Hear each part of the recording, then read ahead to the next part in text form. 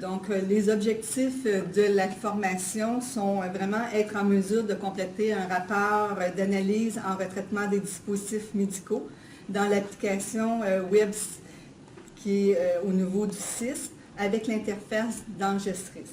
Donc, de bien saisir l'intégration du RARDEM dans l'application SIS et de déterminer aussi l'information qui est nécessaire pour soutenir les intervenants en RDEM dans son établissement.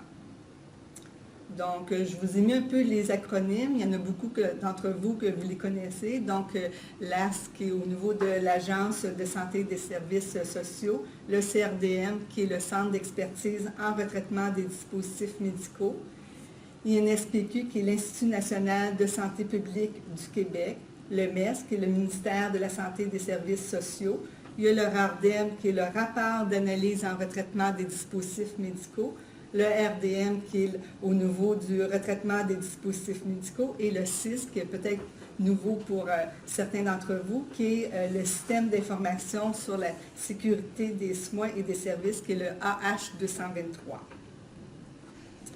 Donc, un peu l'histoire du RARDEM. Donc, alors, le plan d'action sur la prévention et le contrôle des infections nosocomiales en 2010-2015 a mis des actions. Donc, on y trouvait 25 actions, dont 4 qui étaient axées au niveau du retraitement des dispositifs médicaux pour soutenir les acteurs. Donc, on retrouve l'action 13 et l'action 14 qui font l'objet au niveau de la présentation.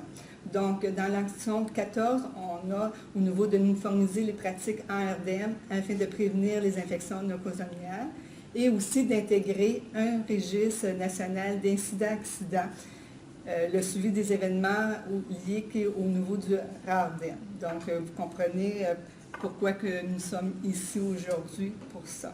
Et en même temps, il y avait l'action 14 qui était d'encadrer l'utilisation du matériel à usage unique, qui est le MMUU au niveau de la catégorie semi-critique et critique.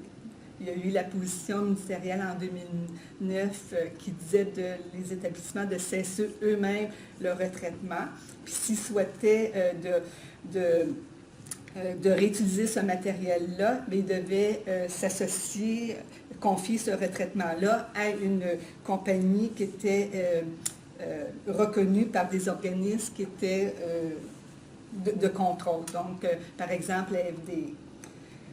En plus, au printemps dernier, il y a eu une formation en RDM, donc il y a eu une journée qui a été allouée pour présenter et appliquer le nouveau formulaire papier. Donc, certains gens d'entre vous, vous avez pu assister à cette rencontre-là, donc où on vous a tout expliqué en détail par rapport au niveau de ce contenu-là. Donc, comme on disait aujourd'hui, c'est vraiment au niveau électronique à regarder. Donc, ce formulaire-là était disponible et on devait commencer à l'appliquer à partir du 1er avril 2014 et on le retrouvait aussi sur le site de l'Institut où on pouvait aller chercher le rapport et en même temps le guide d'utilisation. Donc, vous savez que le réseau de la santé et les services sociaux du Québec est encadré principalement par la loi sur les services et santé et des services sociaux. Donc, la principale bonification de cette loi touchant le retraitement des dispositifs médicaux est le projet de loi 113 en 2002 qui concernait la prestation sécuritaire des services de santé et des services sociaux. Donc, cette modification-là a permis de définir les responsabilités des établissements de santé ainsi que les mécanismes à mettre en place pour assurer des soins sécuritaires aux usagers. Donc, il est arrivé que le système d'information sur la sécurité des soins et des services, le SIS, origine de la loi 113 et s'est traduit par la création d'un registre national des incidents et accidents.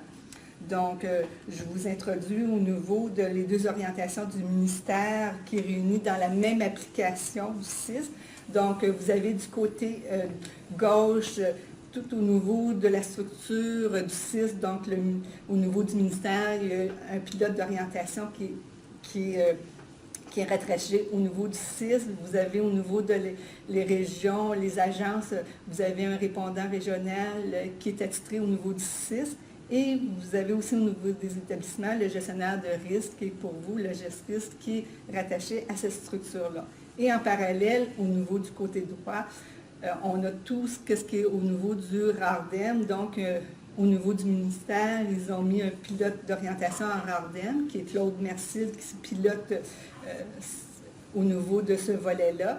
Et on a aussi à chacun des agences un répondant régional en RARDEM, qui est au niveau du retraitement des dispositifs médicaux. Et au niveau des établissements, bien, il y a le répondant local qui est en RARDEM, qui doit s'occuper au niveau de tout le volet, au niveau de l'analyse détaillée.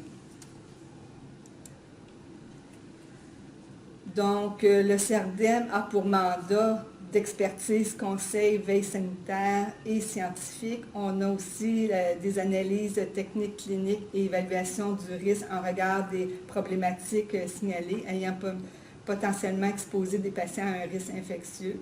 On a aussi l'élaboration des documents de référence, des guides de pratique, des outils en soutien au réseau de la santé, de transfert de connaissances et de la formation continue. Et entre autres, le dernier volet qui est la surveillance des incidents et accidents associés au retraitement des dispositifs médicaux. Donc, c'est un ensemble où ce système-là de collecte sur les incidents-accidents est maintenant réalisé via le RARDEM, puis qui sert à colliger vraiment l'ensemble des déclarations du réseau liées aux événements indésirables dans le RARDEM au niveau provincial. Donc, alors, c'est d'avoir vraiment un portrait macroscopique, ce portrait-là national, en vue d'élaborer, de proposer des guides au niveau de pratique ou des formations rattachées à ces événements-là. Donc, le rôle et responsabilité au niveau du répondant régionaux en RDM, donc c'est de soutenir le répondant locaux RDM, faire le suivi des communications et les directives qui provenant du ministère ou du CERDEM, prendre connaissance des données aussi régionales qui sont propres à lui au niveau du RARDEM, puis qu'on est en train de développer, que le ministère est en train de développer, c'est de participer à un comité d'utilisateurs RARDEM, puis communique aussi avec le pilote d'orientation du système au ministère pour toute question d'ordre clinique. Et après ça, au niveau du rôle et responsabilité au niveau des répondants locaux RDM, donc c'est une personne qui a été désignée par l'établissement pour faire le lien et le suivi entre les différents services où se déroule le RDM ainsi qu'avec l'agence. S'assurer que les événements soient déclarés au niveau local, donc de faire la promotion au niveau du RDM auprès des professionnels concernés au sein de son établissement. À la suite d'une déclaration incident ou d'accident, assurer la réalisation et le suivi du RARDEM et faire le suivi avec le gestionnaire du risque s'il y a lieu. Donc, je vous présente les couloirs de communication pour les volets contenu clinique et l'utilisation applicative. Donc, vous voyez que si, tout d'abord, le répondant local en RDM va mener son enquête à l'interne et complète le formulaire d'analyse détaillée en retraitement des dispositifs médicaux. Donc, si cette personne-là a une question sur le contenu clinique, donc du côté du contenu clinique qui est à la gauche de l'écran, donc, la personne va s'adresser au niveau de son répondant régional en RDM pour qu'elle puisse répondre à sa question. Puis, si la question n'est pas toujours résolue, bien, l'agence va communiquer avec le pilote au niveau d'orientation RDM qui est au niveau du ministère. Et ce dernier va retourner l'information aux répondants régionaux, que lui va retourner l'information aux nouveaux répondants locaux en RDM. Donc, ça, c'est vraiment au nouveau couloir de communication pour le contenu clinique.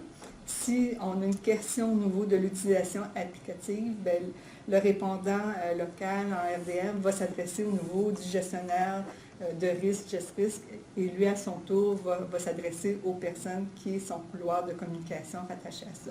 Donc, c'est vraiment vous donner les liens que le répondant local a à s'adresser lorsqu'il y a une question, si c'est au niveau contenu clinique ou au niveau de l'application. Et les formulaires au niveau de AH223, donc on a vu que le 6 est origine au niveau de la loi 113, donc c'est traduit par la création d'un registre national des incidents et accidents. Donc, il est convenu d'intégrer le registre des incidents et accidents en RDM au CIS et de développer un rapport d'analyse en retraitement des dispositifs médicaux. Puis cela, ça a permis, entre autres, d'éviter les doubles saisies de données et d'éviter aussi de créer un autre système informatique avec une nouvelle base de données. Donc, on remarque où on avait le papier, où il y a certains établissements qui l'ont déjà au nouveau volet électronique. Donc, vous avez la déclaration, le AH223-1. Donc, le déclarant, dès qu'il va compléter avec le type d'événement 4D, hein, soit au niveau d'un événement qui est arrivé en RDM ou d'un matériel à usage unique. Par la suite, au niveau du personnel encadrement, va faire l'analyse sommaire et à la suite, il y a le profil qui est le répondant local en RDM qui va faire l'analyse détaillée en RDM qui est le AH223-2 RDM.